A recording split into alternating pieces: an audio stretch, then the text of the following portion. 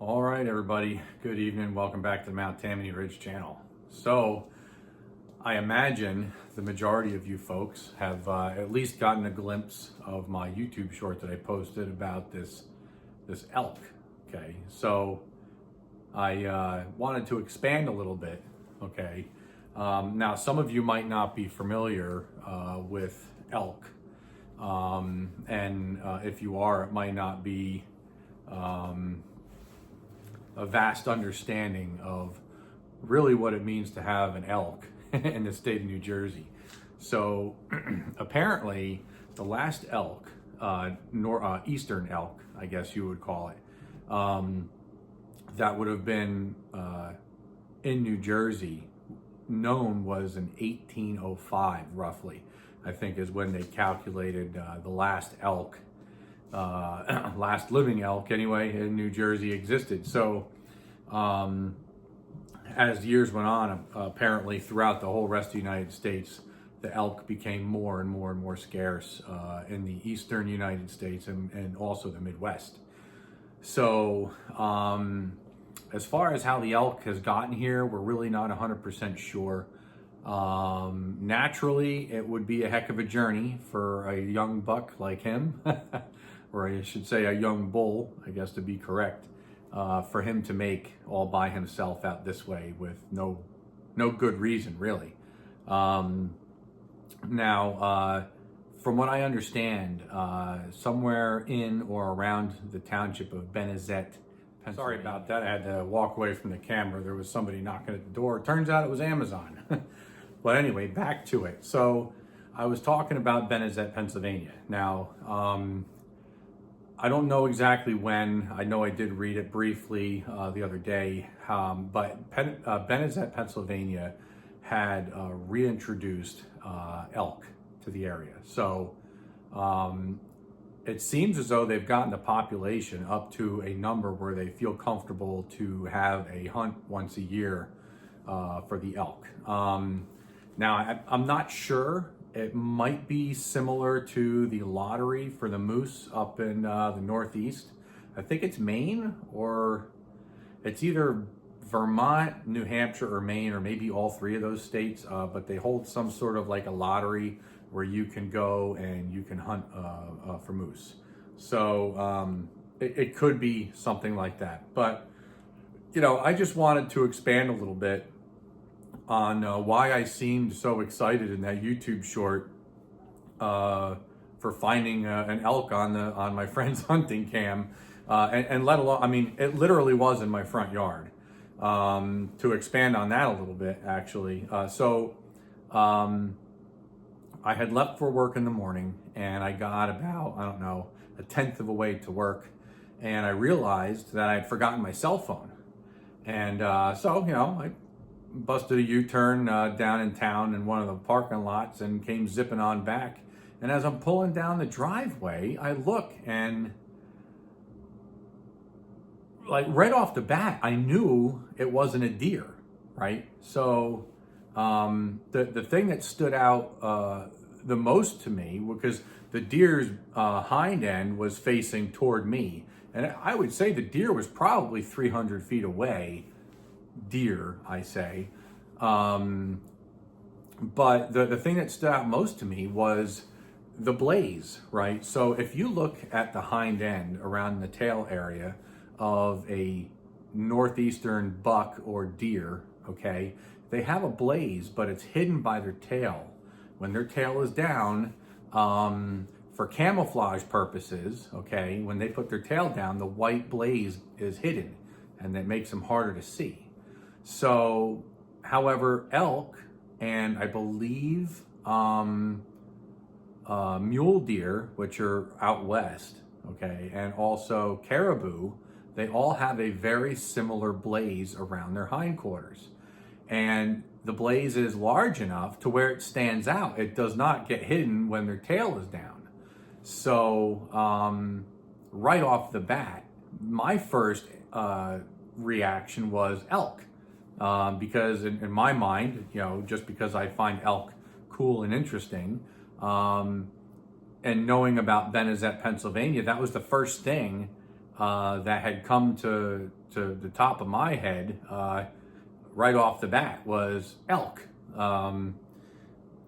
Is it possible that it came all the way out here from Benezet? It's entirely possible, right? And this is just my opinion, okay? This is not based off of any professional understanding or anything like that. But some of the reading that I've done just recently to catch up on the little bit that I do know. So bull elk, okay, during rut season, they similar to a moose, okay, they go into a funk during rut season if they can't win a battle with another bull over, say, a few cow, right?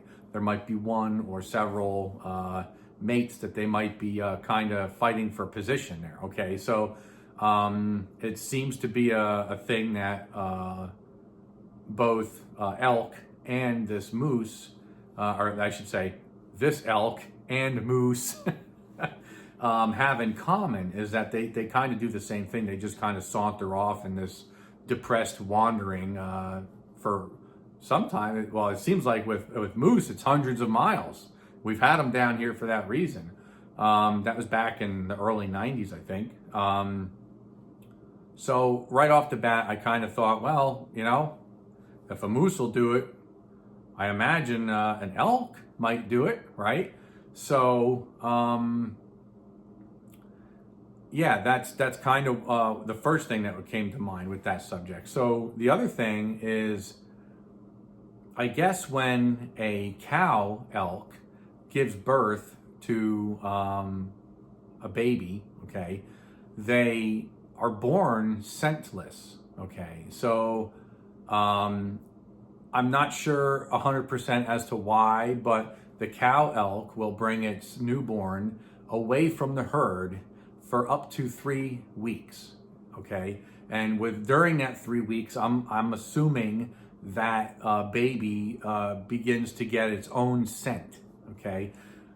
After that time period, the cow elk will bring the baby back to the herd, and they will, you know, kind of blend right back into the herd. And I guess the cow elk at that point can determine whose baby belongs to who, right? So I'm assuming, like I said, this is, you know, very basic understanding. So that was the other thing that I thought is maybe they peeled away from the herd, and sometime in that 3 weeks, maybe the mother had gotten hit by a car while they were doing a crossing, you know, across the road or something, and that poor guy was left to himself to, well, figure it out, kid, you know, find him or forget him, right? But I think the only other option that I could think of, or reason that I could think of, would maybe be that there was like a sanctuary not far from here that maybe had taken him in as well, basically an elk that had either been injured and nursed it back to health, or maybe it was an elk that was, you know, without a mother, you know, and they decided to bring it here for whatever reason and nurse it to a certain age and then send it back to Benezet or something. I don't know.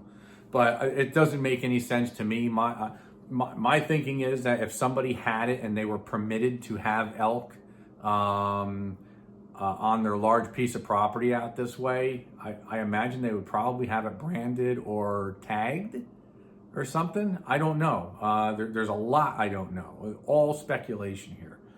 But it is a very exciting thing. There is a part of me that is very worried for it because we have a bunch of, how can I say, trophy hunters out this way. I'm not really big into trophy hunting, the concept of it.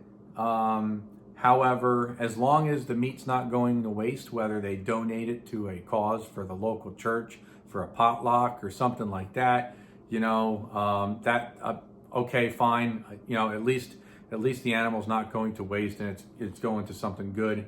But you know, I'd prefer to think that people are out there hunting because they need to, you know, put some food in the freezer. But I don't want to get into all that slippery slope. So yeah, hopefully the little guy, I say little, he's probably about 300 or so pounds. He's a big boy. Apparently elk can get up into around the 800-900 pound range.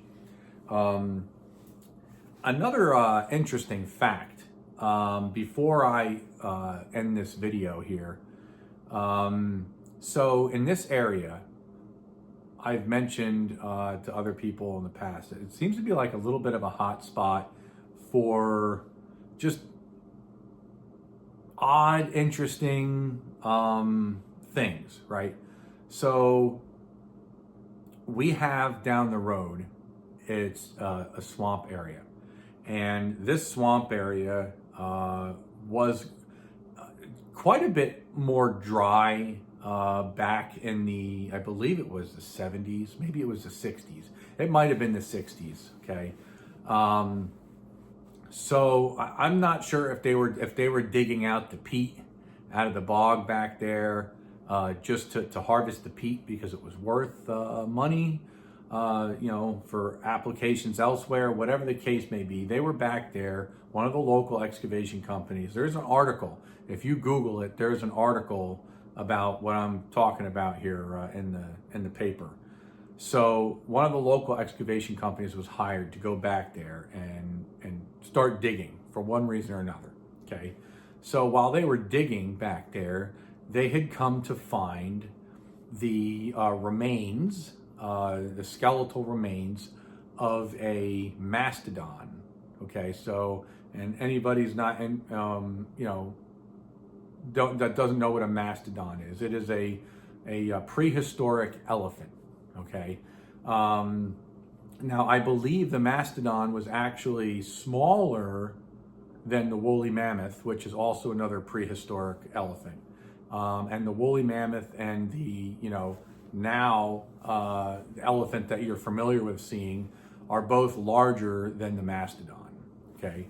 Now, this mastodon, along with its remains that was found there, they also found during the turned into archaeological dig that stopped that project real quick, right? So they also found what they called a moose elk, okay? Now they deemed it that name. Now, largely, not because it's a scientifically, deemed name just because of something that they're well familiar with in the prehistoric animal world. But from what I understand, there's only a couple of them around the world that have ever been found. And one of those two have been here, literally as the crow flies, maybe a half a mile away from my house, okay? So they called this thing a moose elk, largely because it looked very much like almost like a hybrid, right? So it had a lot of features of the elk and it had a lot of features of the moose, and it was gigantuan. It was very, very big, like moose size animal, okay? And apparently that moose elk seems to have been a very popular, how can I say, list of food on the dollar menu, so to speak, for the saber-toothed tiger.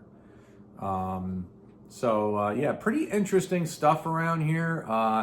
A lot of stuff that, when I was really young, I really didn't pay much attention to any of it. Knowing now, if I knew then what I know now, I'd have been more attentive to the details. But anywho, before I get to any more rambling, I just wanted to expand a little bit, shed a little more light on this whole thing with the elk. I hope you guys enjoyed this video and maybe a little bit of a history lesson related to the elk subject and the area that I live in. So if you guys have any more questions about this, feel free to give me a hit in the contacts, in the content. Leave me some messages, questions, all that stuff. And if you like this kind of content on the Mount Tammany Ridge channel, if I feel that it's in my, even slightly in my realm of knowledge, you know, I might be able to dig up a little bit more history on the area that you might find interesting. So, my name's John, and you're watching the Mount Tammany Ridge channel, and I hope you like the content. If you could, hit that like and subscribe button, and comment down below. You guys have yourselves a good weekend. Take her easy.